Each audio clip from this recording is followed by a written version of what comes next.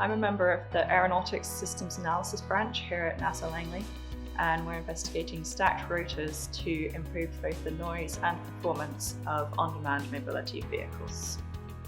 So what is a stacked rotor? If you first consider a standard rotor, it has a set of blades that are spun on a shaft. And in helicopter mode, it would spin in this orientation, especially if in hover, for example. And then in propeller mode, it spins in this orientation.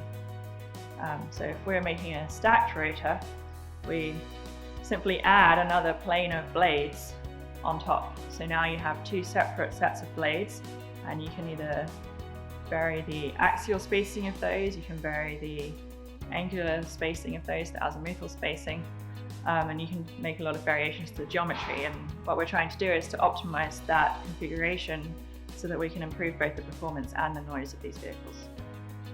I'm Shali Subramanian. I'm a NIFS intern here at Langley working on the stacked rotor project.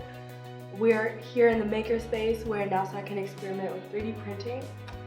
When we're working on our rotors, we would ideally like to go from a 3D model to a printed prototype to testing in the shack in 1 week. So we're in the small hover anechoic chamber right now, also known as the shack. This is where we have tested our stacked rotor configurations, as well as this ideally twisted rotor right here. This is a small room. It's acoustically treated, and it's a good test facility for rotors in hover conditions.